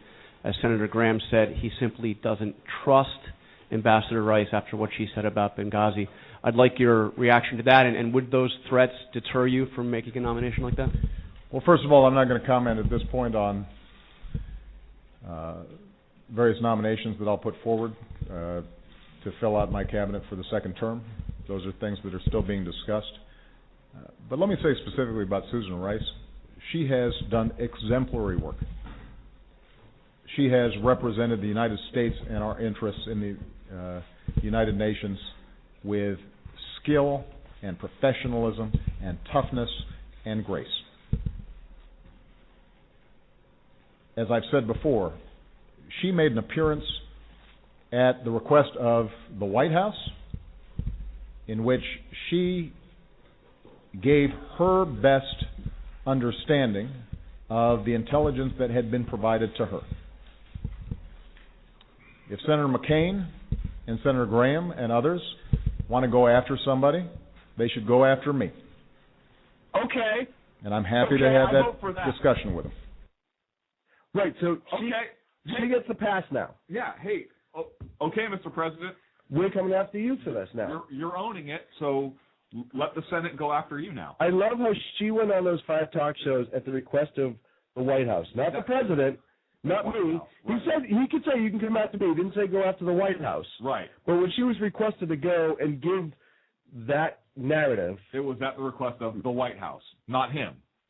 Unbelievable, absolutely unbelievable. But then they can go after him. Well, he just told us to. Yeah. So not us, the Senate. Well, and the American people. I mean, as far as I'm concerned, they represent me. But no, he's talking about this. Look, before any wingnuts get any wild. I'm holding him accountable for his actions. That's what I'm talking about. But some jackass out there, like, oh, dude, they said go after. No. If anyone listens to us, they should know better. We're talking about the Senate. I'm talking about the people holding the Senate accountable to hold the president accountable. How's that? Make sure your senators are doing your job. In a nonviolent way. In a nonviolent way. You have to say that now. Anyone who misconstrues that statement is a jackass. Dude, you know, look how the media tries to spin every crazy... I would never, ever. The man has a family and children. Just because I don't like his politics doesn't mean I think anything bad should happen to him. We've said it before on here. I'll say it again. So any a-hole that tries to spin that, just stuff it up. This is what pisses me off about this country. I was trying to make a statement about the people holding the president accountable. You have to throw that out there. I have to think, and it's a true statement. I have to be that clear because some jackass will take it out of context, and all of a sudden we're going to be on the news with paper bags over our heads going, really? Really, we're responsible for this? Yeah. It was like when the heavy metal bands, when people are committing suicide and they're trying to sue the heavy metal bands. No, that was because your kid was a wingnut, whether you like it or not. Yeah. Had nothing to do with what Iron Maiden said to do. It's the same thing. This has nothing to do with what Sackheads Radio said to do. Oh, my God. What is this country coming to? What have we gone to? Hey, did Obama 2016 ever come back and say what he means by Obama 2016? Does he want to? I'm really curious by that. Does he want you know to what? amend If the he wants to, he can call in. The phone number is easily there. It's 347-205-9399. We'll be happy to listen to him. Yeah. If he wants to call in on that. Look, we've had liberals call in before. We've had actually very good conversations with them. Absolutely. Some of them actually have, decent, articulate points that are founded on sound constitutional principles, and we can have an intelligent discussion. Well, we can get back to that now. No, I want to know. Did he write anything? No, he didn't. Chat room? No, that's why I invited him to call in. I wonder if he's checking the Constitution, saying, "Oh man, he can't run again in 2016." Shit, I didn't know that. I better change my sign into Biden 2016. Biden 2016. Or Kerry 2016. Well, do you like that? Thank you, because that was my next step. So the person who's being talked about for Secretary of Defense is none other than reporting for duty, Mr. Juan Kerry. Senator Kerry. Now, I cannot, for the life of me, imagine why he would ever put him in office. Really? Yeah. Well, you can't imagine. Are you specifically, or I mean a president. I mean a sitting president. I don't mean this president. No, you have to think this president. I know. Look, this president. But even then, I have a hard time with it. Look, president is not a traditional Democrat. He is a progressive, uber progressive Democrat. Okay. Why wouldn't he put another uber progressive? To answer your question, his screen name used to be 2012, and then after the election, he just updated it. Oh, is that what he said? Yeah, the objective was achieved, and he says he knows he can't run in 2016. So, okay, that's out of the way. So is it? No, hang on. I'm intrigued. So then it's Obama until 2016. Right. He's now naming the end of his term. Now, well, he's looking forward. Okay, I like it. Now, I can see that. So, is Obama 2016? Are you a progressive, or are you more of a traditional Democrat? Are you?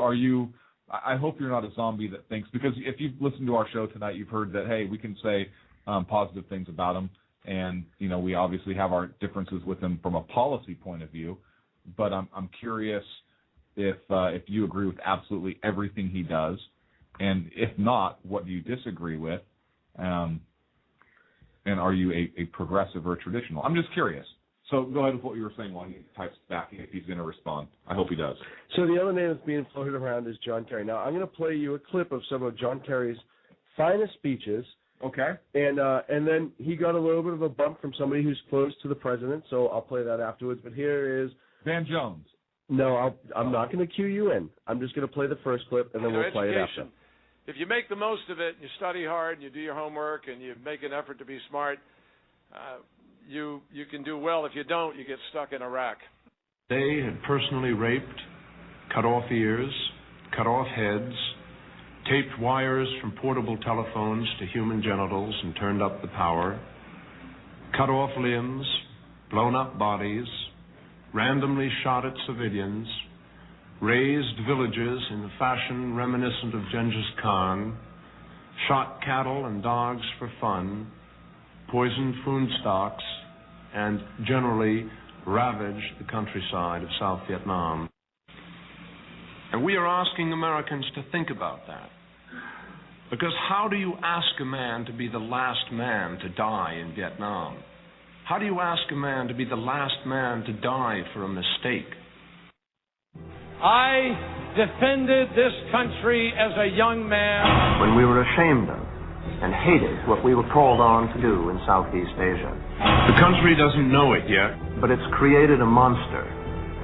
A monster in the form of millions of men who have been taught to deal and to trade in violence, and who are given the chance to die for the biggest nothing in history. Yes, I committed the same kind of atrocities as thousands of other soldiers have committed, in that I took part in shootings in free fire zones. I conducted harassment and interdiction fire. I used .50 caliber machine guns, which we were ordered to use, which were our only weapon against people. I took part in search and destroy missions, in the burning of villages. I'm John Kerry, and I'm reporting for duty. No, thanks. Well, no, he sounds like the perfect guy to be the Secretary of Defense, right? So he obviously he likes the military, right? He thinks America is a great country with the most freedoms and right.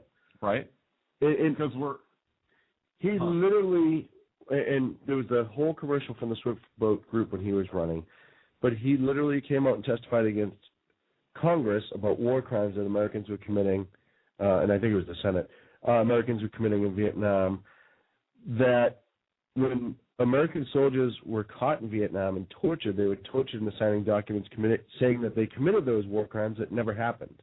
Well, and I'm not saying that there wasn't one solid case or separate cases. Hang on a second. If I recall right, some of that testimony he was given was based on soldiers that it was proven later on never even were there at the time. Right. No, never even went to Vietnam. Or some who were never even in the military. Right. So that's the guy who may be nominated for Secretary of Defense. Not to mention the fact that he is an absolute terrible, terrible senator, having lived in Massachusetts my whole life. And how bad can he be? He keeps getting reelected. Because nobody runs against him. People wouldn't. Herman Munster just keeps showing up, and they just keep giving him a pass. Does nobody ever really run against him? Are you kidding me? Nobody that would ever get elected. Like nobody that. No, he doesn't. So Romney never runs. He didn't run for Senate in Massachusetts. No. Oh, real quick though, he already has one supporter. This is your friend Bill Ayers on Kerry's on Kerry's finest. To have the vets come back and throw their medals back at the government that sent them there. John Kerry's finest moment, and then spending the rest of his life apologizing for it. His finest moment, the medals that he earned while he was serving in Vietnam, he threw them back. And that was his finest moment, according to Bill Ayers, who is a terrorist, and isn't he? Weather Underground. Right. Unrepentant. Right, and somehow attached to the White House in some way at one point. Huh. Yeah, he did help in raising Obama. Oh, that's in Chicago. That's weird. And to answer your question. Yes. Which question? He is Obama 2016 is a social liberal and fiscally somewhat conservative. Okay. So that's what he says. Why don't we? Now, Obama 2016. I'm kind of a social libertarian. I don't think the government has any place in the bedroom or kitchen or house or anything like that. So we'd probably agree on some things factually. If they want to show up and clean my garage, I'm okay with that because my garage is a mess, especially after my vacation. I just dumped anything in it. Oh. But other than that, I don't want them in the house unless they're willing to vacuum. Ooh. Well, what about cook dinner? It depends on how good of a cook they are. Okay. Hey, listen, you can give me the most progressive individual on the face of the planet, but damn it, if they can cook a steak well, as long as you don't not cooked well, I mean medium rare, but if they're good at it, and we don't talk politics, I'd sit and have a steak with them. I don't care about that. And if we do talk politics and it's intelligent, I'm even better with that. We've said it before. We have no problem with intelligent, open conversation, but the BS aspect of it and just not calling out somebody because of who they are, is not acceptable. No, look, disagreeing and having good, solid political disagreements and discourse is healthy for our country, and it's something that you and I both support. Let's take a break. You're in charge. We'll take our last break. We'll come back and we'll talk about stuff. A bunch of stuff. Ooh, let's talk about voting in Philadelphia. No. Okay. Let's talk about rockets.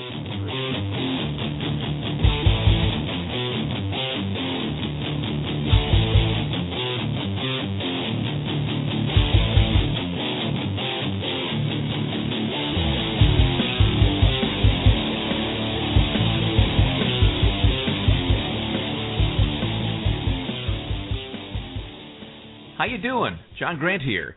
When I'm not slaving over a hot microphone on the 405radio.com Saturdays at 10 a.m. Eastern, I check out Sean and Clint here at Sackheads Radio. We all appreciate the best political bloggers, writers, and commentators. We either get them on our shows or we make fun of them, as it should be. So check us out live Saturdays at 10 a.m. Eastern or forever on the podcasts on the 405radio.com. Hey folks, this is Sackhead Clint. I want to take this opportunity to thank the men and women of our armed forces, as well as our first responders, law enforcement, firefighters, and emergency medical personnel. Thank you for all you do. Thank you for making this country and our communities a better and safer place. God bless. Hi, this is Sarah Marie Brenner. You know, we often talk on the Brenner Brief about the fact that there really needs to be an organization to help people at the local level who are interested in running for things like school boards, city council, and other local offices. Well, I think I finally have the solution for you, at least for you women out there. It's called Politigal Network, Politigal Network.com. Their website's going to be launching mid-August, but they're already on Twitter at PoliticalUSA. I encourage you to follow them and become a member. Their goal is to be the #1 resource for conservative women. So if you love freedom, liberty, the United States of America, and politics, check out PoliticalNetwork.com or Twitter at PoliticalUSA. Hey guys, it's Sean from Sackheads Radio. I know I've said it before. Check out our friends at ConservativeOutcry.net, but I really mean it. You want interesting and exciting political commentary and analysis? That is the place to get it. Different, always spot on, always truthful, never pulling a punch. ConservativeOutcry.net. Tell Rooster to get Bulldog back on and that Sackheads Radio sent you. And also, coming soon, the Sackheads Radio Forum on ConservativeOutcry.net. Hey guys, it's Sean from Sackheads Radio. I want to talk to you a minute about our friends over at HomefrontHugs.com. They're an amazing organization of volunteers who take their time, effort, and money to take care of our troops overseas as they serve our great nation. HomefrontHugs.com. You can donate, write letters to troops, adopt a troop, you name it, you can do it. Help those wonderful folks who protect our freedoms. Go to HomefrontHugs.com. Tell them Sackheads Radio sent you. Hey, this is Sackhead Clint. I want to take this opportunity to thank our men and women in uniform of the armed forces. Hey, this is Sackhead Clint. I want to take this opportunity to thank our men and women. Hey, this is Sackhead Clint. I want to take this opportunity to thank the men and women of our armed forces, as well as our... God. You going to mention me this time? Thank you, Sean. You said mention you, right? Oh. You totally need to keep that as an outtake. Now back to Clint and Sean on Sackheads Radio, radiating elegancy and quality. And we're back for the last part of the show. Man, you take a week off and you get all out of sorts. We got into such a great habit before the break of making sure that we were completely laid out for the show. We knew it was, and this now it's just been diarrhea. You know what? Here's the thing. We were actually laid out for this show. Like I had my thong on and everything, and it was right. And I took pictures. Right, and they'll be on Twitter later. We've been this for a week, and we literally have like 4 or 5 hours worth of material that we're trying to get in at that we're once. trying to jam in. Look, I'm not making any apologies for it. It's just funny to me. This is our show, and we do it for us.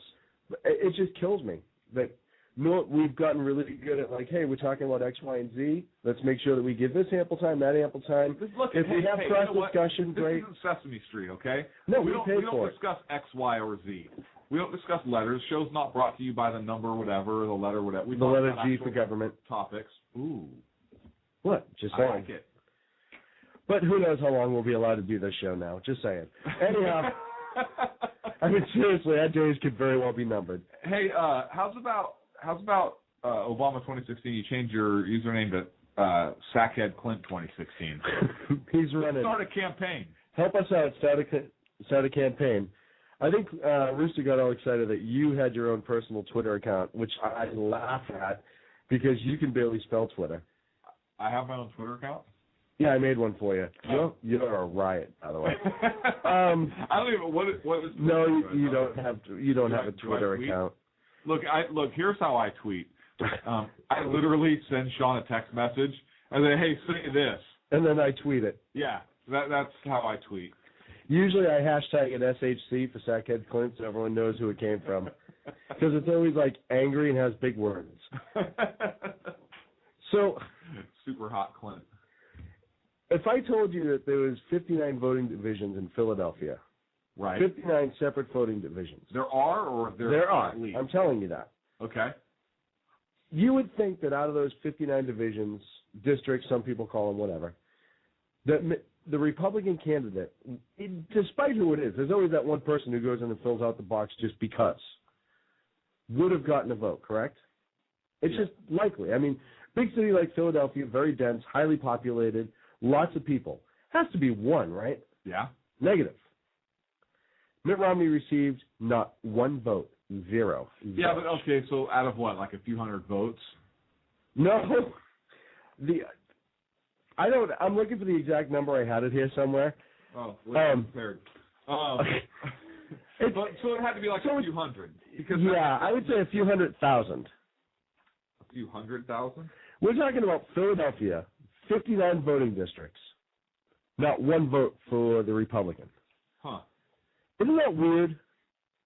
Yeah. I'm going to leave out the fact that some states are actually starting to find ballots that were in like warehouses left off to the side, Florida, and I think Ohio had a case of it. I'll leave that out. A case of ballots? Yeah. I think they call it a case in a bag, maybe. It doesn't matter. I don't know. They're finding lost votes, which I guess happens every election. You never hear about it. Fine. But for it to be the city of Philadelphia to not cast one vote, doesn't that raise a suspicion on some level? I would think so. Got it. 19,605 to 0. Right. Wow. That's 19,000. And now, maybe it is. Maybe it's possible that all 19,600 some odd people were Democrats. That number we got from Philly.com. Yeah. Perhaps it's possible. But you can't tell me that if I take 19,000 people and put them in a room, that they're all going to be Democrat. Well, now, or they're all going to vote for Obama. Look, I'm conservative. I may have voted for a Democrat once in a while. Right. You know, a Democrat who's fiscally conservative. Look, we've talked about this before. I don't get hung up on the letter next to the name. I just vote the person. Yeah. That's now Philadelphia. Obviously, they think something's wrong with that, and they're going to go ahead and start some kind of inquiry and investigation, right? Yes, that's from what Philly.com says. Oh, they are going to start it? That's one of the may not have been that particular one, but there was another news. No, we're not going to look into it. There was another news clip I saw somewhere that said they actually are, but the number had gone up and how many votes it was too. So, you know, the left often talks about voter fraud and how it happens and how conservatives try to repress the vote and keep certain people away. Doesn't that immediately raise a flag to you? Let me ask you this, and this is an interesting question to pose, and it's not going to happen, but I'm just gonna. I like living in the hypothetical sometimes, just to kind of stretch the brain a little bit. What would happen if, riddle me this, in Ohio, Florida, Pennsylvania, fraud was found enough to cast the electoral votes into question? What would happen? Would you have to hold a new election in those two states for those electoral votes? Well, wouldn't it have to be the entire election? Would you just keep the results? And if you do have to redo the entire election and it's not done in time, who would act as president? Because President Obama's term would be up. So Biden couldn't take over because he's elected vice president for the same time his term would be up. Couldn't be Romney. The cabinet would be dissolved, right? If he could, cabinet's not third in line. It'd be Speaker of the House, Boehner, who is not up for re-election, who is still the Speaker of the House. So would Boehner act as president, the interim as number president, 3 until the election could be finalized? We would have ourselves a good old-fashioned constitutional crisis. That would be amazing. You just spun me up on that. I was about to. That's your mind. I just blew. Just blew it up. And it's not just Philadelphia. No, there are some precincts in Cleveland. Yeah, which is Ohio. Cuyahoga County in Ohio. There's 99% of the vote in more than 100 precincts went to Obama. Yep, there's some things, and that's a big county. It is a big county. There's some things in some Florida that comes up. So I'm just look. If Obama won the election, he won the election. Congratulations. Look, he's our president. Okay, but with some of these things that look like could be going on, if fraud is proved and enough to throw that electoral those electorates in question, what would happen? I don't know. That is an amazing question to ask. And I'm seriously just going to sit here and stab myself in the eye because I don't have a good answer, so I'm just going to do what comes naturally. I would think that it would play out exactly how I said. I don't know how else it could play out, and if there's any constitutional scholars out there, please give us a call if you have any input on this. Look, it's probably not going to happen. Right. And let's say you have a revote and Obama wins. Look, Obama would probably win. Win again. Didn't term out the conservative vote. He lost the election. It is what it is. But just hypothetically, what if you had to redo that election in those states? And now voter turnout is different, or whatever it is. It goes past the deadline that's due, so the president can't act as president anymore, not even in the interim. There's no provision for that anywhere. Biden can't do it for the same reason. Romney-Ryan can't do it. So I think it would have to be Boehner in the interim as the number 3. That would just be insane. So we would have a President Boehner for however long it would take, a month, 2 months, whatever. Yeah. Wow, that is quite a conundrum. Huh. It'd be interesting. Well, I know, and somebody pointed this out too, that McCain got 0 votes in those. That's your buddy, 2016. In those same 57, which actually raises more suspicion now, because you can't tell me that those 57 voting districts that not one Republican moved in. Doesn't that even raise it a little bit more? It is, and I wonder if the same turnouts for McCain was true in Ohio, and Florida's obviously been an issue all the time, but I'm curious to see. I don't know how that would play out. I'll tell you what would happen. Because if it was just Philadelphia and just those districts, and there was maybe some shady things going on, then okay, hey, nobody in Philadelphia votes Republican. At 19,000, I find that very difficult to believe. However, because even in California, you can find a Republican. Right. In San Francisco, you can find a Republican. Or somebody who's going to vote for the Republican candidate. In New York State, it may be 27,000 to 5 to Joe. Yeah. Some guy named Joe. Yeah, who is a business owner. But 19,000 to 0. Yeah, that doesn't make sense. And if it was only Philadelphia, I'd say okay, well maybe it's just one of those cities that is like that. But you have Ohio was the other issue. Ohio, yeah, Cuyahoga County. Yeah. That's weird how that's a major swing state, too. You know what? I would be more concerned if any of the voting districts in Philadelphia had like a big mural of Obama up in the voting room. And they only kind of half covered it even though they're not supposed to have anything up at all. Huh. Oh, you know what? If one of the members of the Black Panther Party was actually doing, tried to go legit and was doing being like a poll. Oh yeah, You know what? What if the United Nations sent people in Go ahead. to monitor our elections to make sure this never happened? No, wait, that happened too. I think that would be tyranny, and we'd have a right to resist them. I agree with you wholeheartedly. Isn't this just a little weird? Like, I know, and I'm sure there are people in the room right now who are listening, or anyone else that's listening, it's like, well, it's a statistic anomaly, or this could possibly happen, or whatever. But you can have your most partisan blinders on and say, you know what, I don't care who the guy is. If he has a D, I'm voting for him. Or in this case, you know what? I completely believe in President Obama. I love the man. I want him to be in there the next 4 years. I think that he is the go-to guy. Right. You still should look at this with scrutiny and go, that doesn't add up. You can't get that many people to agree on anything. Never mind the president, the person that runs this nation. You have to be principled to do that, though. Hey, you know what? If it's legitimate, what's the harm in opening it up for review? What's the harm in inspecting the ballots or talking to the registered voters in the precinct? I don't understand what the harm is in that. And guess what? If you poll, a couple hundred random voters and they all say, yeah, I voted for Obama, and you look at the ballots and they're all marked Obama, then, hey, you know what? And they're all alive? Yeah. Because that's been another issue, too, is that people have voted again. Look, we looked into it.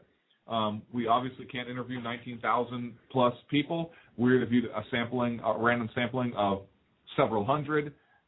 They all voted. They all voted for Obama. The ballots were checked Obama. We didn't find any Romney. Hey, it is what it is. Well. But it deserves scrutiny. At least you made an effort. It deserves scrutiny, in my opinion. And again, it would definitely be bizarre if your scenario occurred. I don't even know what we would do. So did you hear that there's a UN watchdog that says that no matter what, Iran's still working towards nuclear weapons? Yeah, that surprised you? No. You know what surprised me is that it comes out of the UN. That's what surprises me. Look, I would be even more frightened about that if Israel was on the brink of getting into a war on the Gaza Strip. Because that would really frighten me, because Israel can't fight a war two fronts against Hamas and then have to worry about. Well, Hamas is Iran anyways. Huh? Hamas is pretty much Iran anyhow. Have you ever eaten hummus? I like hummus. It's good. Okay. There's one at Trader Joe's that has garlic and red pepper. I love that. Yeah, and so you have that. You have that Iran is still doing what everyone knows they're doing, despite what they say. You have the fact that they want to bring about the coming of the 12th Imam. Look it up. That's what they believe. 12th Imam. Israel's under attack from Hamas, and right, which it's funny because you would think that ABC, CBS, NBC, any of them would call them terrorists, but they won't. So that's not shocking.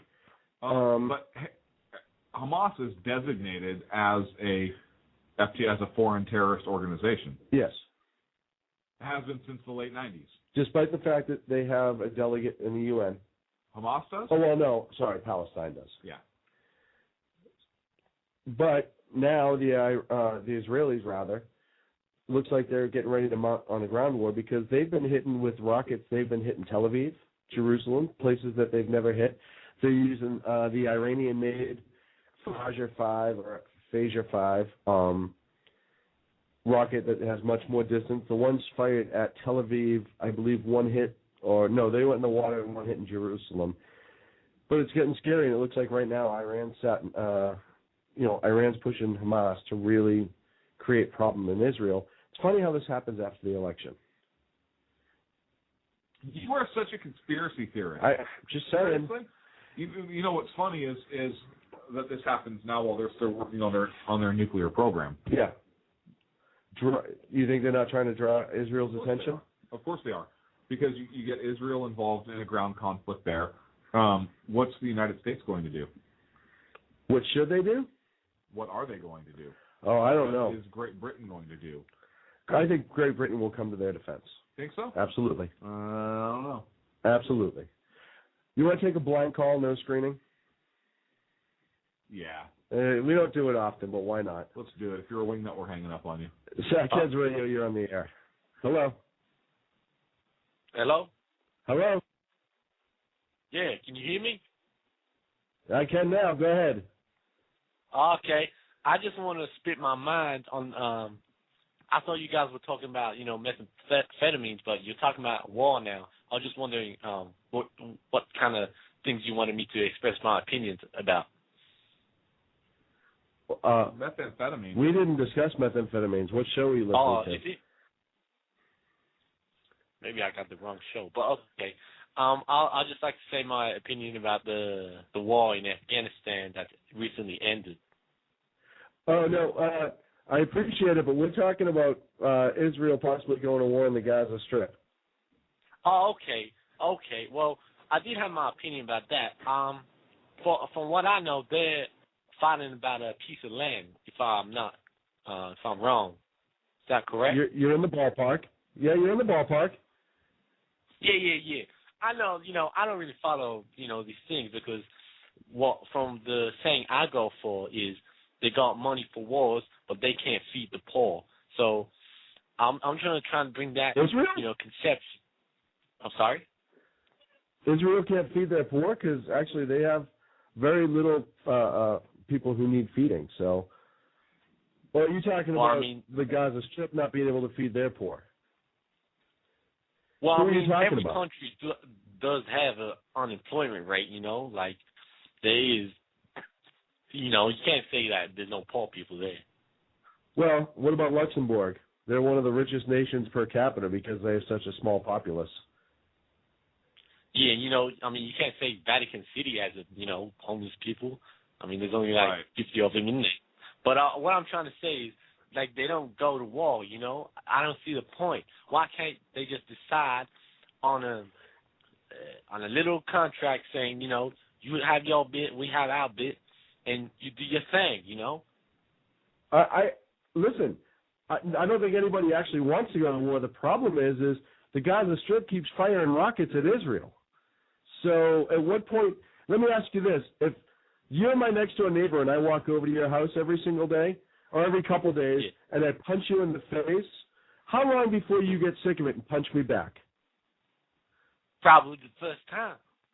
Ah, okay. Exactly. So when you're living next door to somebody that's firing rockets at you, and for a long time you've gone through the peace process, wait a minute, I'm not done. I gave you a peace, let me finish. They've gone through the peace process, they've gone through the United Nations, they've tried all these different methods, but yet these rockets keep coming over and killing their people. At what point do they have to say, you know what, enough is enough, we're sick of this, we're going to defend ourselves? Don't you believe that people have the right to defend themselves? You're having a different argument. You're talking about, I understand what you're saying, that the poor need to be fed. That's fine. That's not what this is about.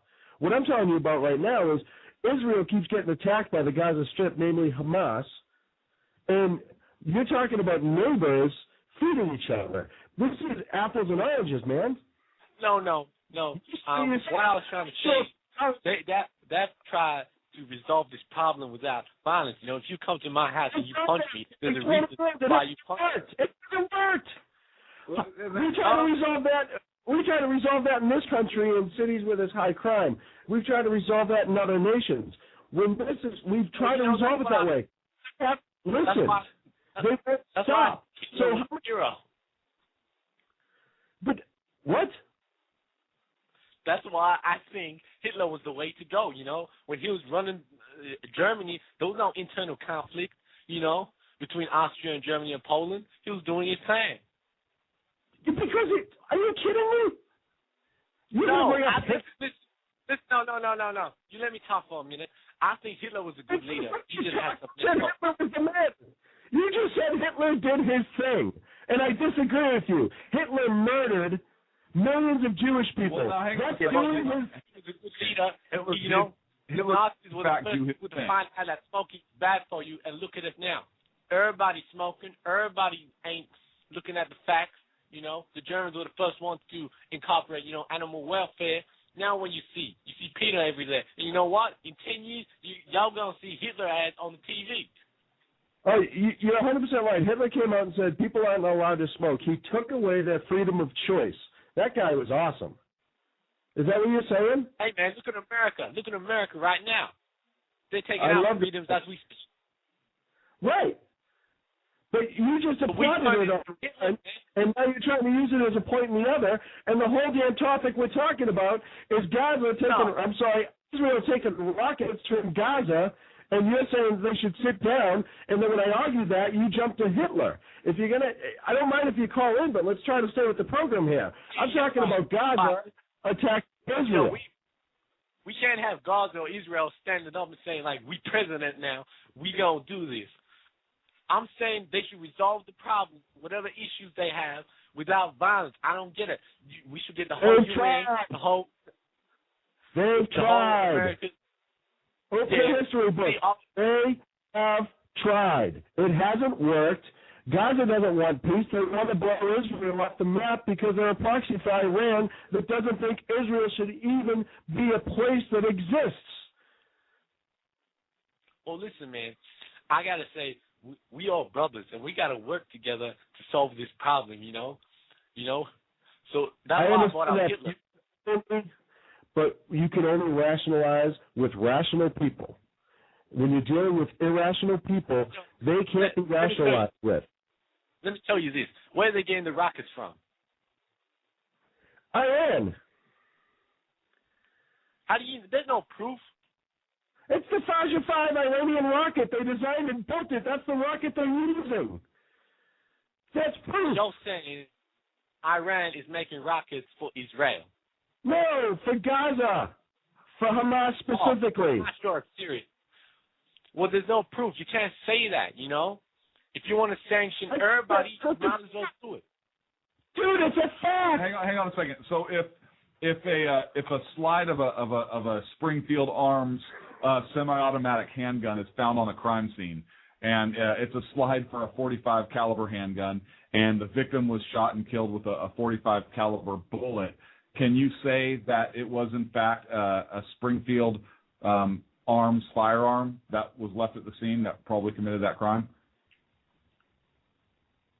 I know what you're trying to say, but what I'm saying, you know where Saddam Hussein got his weapons from? You know where Saddam Hussein got his weapons from? What?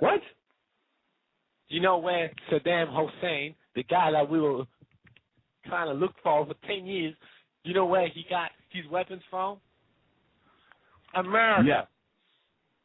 Some of them? No, I'm not joking around. There's a photo of him shaking his hand with Donald Rumsfeld, the war man of the 1980s. Sorry, man, I'm just choking up about all these problems, man. All right, well, listen, how about this? You got something to work out, and I wish you the best. We're going to wrap up the show. Thanks for calling in. Said you got 1.5 hours left. No, I got 5 minutes left. So we're resolving issues here on the show, and that's what we do. Okay, I'm still trying to digest that phone call because that was. Did he applaud Hitler? Yes. Did you see me? I literally stood up in my chair. No, I videoed you on my phone. I wish somewhere I could actually put that online.